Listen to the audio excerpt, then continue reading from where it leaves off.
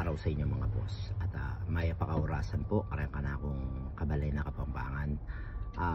Dudugtungan natin ngayong araw na to yung naging content natin noong nakaraan tungkol sa pagkuha ng driving license dito sa Italy.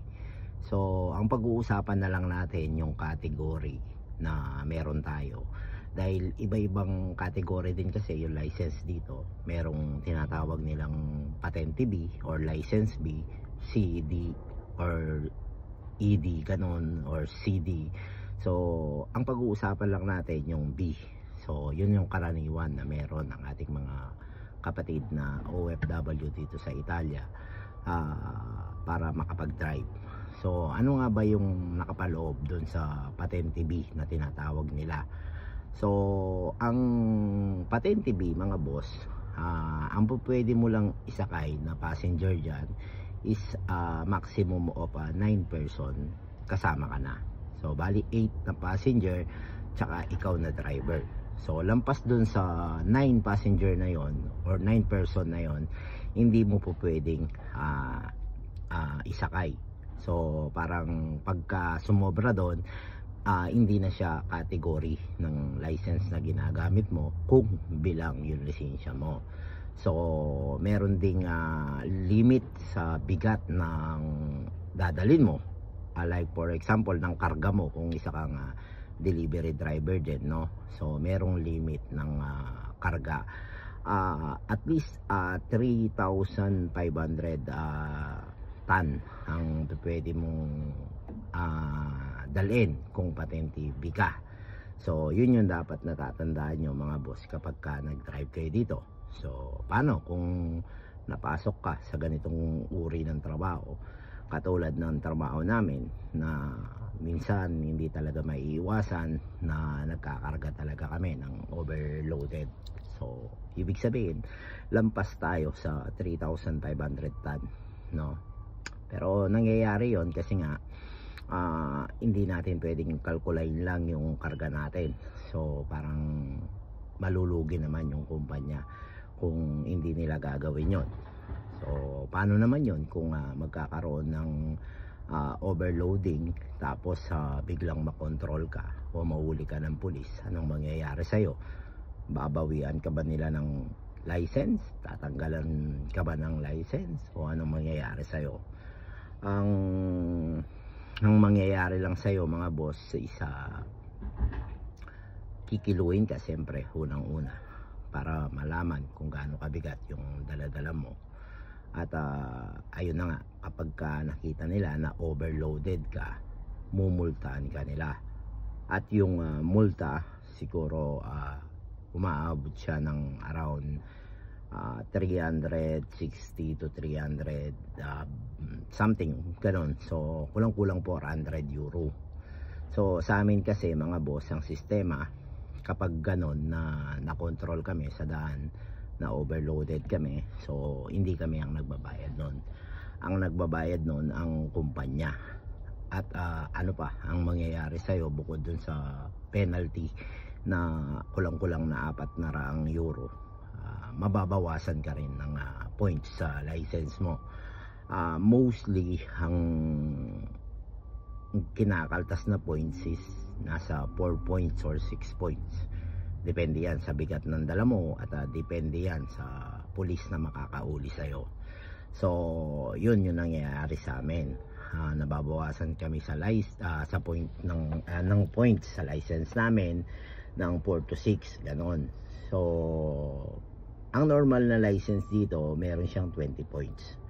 Pero kung hindi ka nagkakaroon ng aksidente at okay yung license mo, yung record ng license mo, so nadadagdagan yan ng 1 points, 2 points or 4 points ganon, hanggang umabot ka ng 30 points. So yung iba nakasamahan natin dito, nang pumasok sila dito 30 points yung kanilang mga license, yung iba naman nasa 20, nasa 24 ganon. So kapag yun nga mababawasan sila, kapag medyo risk na yung kanilang license, ang ginagawa naman natin is nagre-recover sila sa mga driving school. At ang bayad nun shoulder din ng company. para bumalik sa normal yung kanilang mga license. Alaga yung lisensya sa amin sa buhay driver, kaya hindi natin pwedeng pabayaan na zero points tayo, kasi pagka 0 points talagang kailangan mo nang bumalik dyan sa may driving school, uulit ka na ng processing mula simula. So yun yung iniiwasan namin minsan. Kaya ang ginagawa na lang namin pag medyo tagilid na yung points ng aming mga license, so nagpupunta kami sa driving school. Mauupo ka dyan ng dalawang oras, makikinig ka lang. So after 2 weeks or 2 week session na yata or 1 week session, so babalik na, bibigyan ka na nila ng 6 points kung patente B or license B ang i-recover mo. Up to maximum 6 points ang pwede mong ma-recover. Sa C, I think maximum 9 points ang pwede mong ma-recover. So yun mga boss, yun yung nakapaloob sa ating license kung license B tayo. At yan, marami din nagtatanong sa atin kung yung license B ba o patente B ay pwede na ipantrabaho dito sa amin.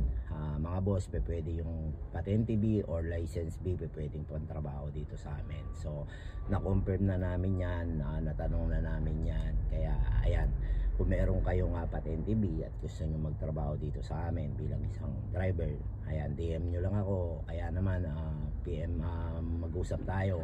Yan, may mga bakante naman lagi dito. Pwede ko kayong isingit. Kung hindi man dito sa akin, may mga ibang function tayo na pwede ko kayong dalhin doon. Kung gusto nyo subukan, hindi importante na may experience kayo, hindi importante na magaling kayo o hindi pa kayo ganong magaling mag-drive. Dito kasi matututo kayo mga boss. Kahit anong mangyari, talagang matututo kayo kasi siyempre dala-dala nyo na yung truck na mag-isa kayo, so gagawin nyo na yung loob nyo. So mabilis lang kayo matututo, kaya walang problema sa atin yung wala kang experience sa delivery drive o delivery job, or hindi ka pa gaano magaling mag-drive, walang problema doon. So napag-aaralan yon. Sabi ko nga sa inyo, ang importante yung willingness nyo na magtrabaho at masipag kayo. Yun ang pinaka-importante sa isang trabaho, yung galing na pag-aaralan yan. At ayan mga boss, hanggang dito na muna yung ating vlog. At susubukan pa nating dugtungan, bibigyan ko pa kayo ng ibang mga kaalaman about driving or about trabaho, about dito sa abroad, yung realidad na nangyayari dito sa abroad. Pero sa ngayon, hanggang dito na muna yung ating vlog. Mag-iingat kayo palagi mga boss, at maraming salamat ulit sa lahat ng mga patuloy na sumusuporta sa atin. Sa ating mga bagong followers, maraming salamat mga boss. Pagkita-kita tayo sa mga susunod na vlog. See you.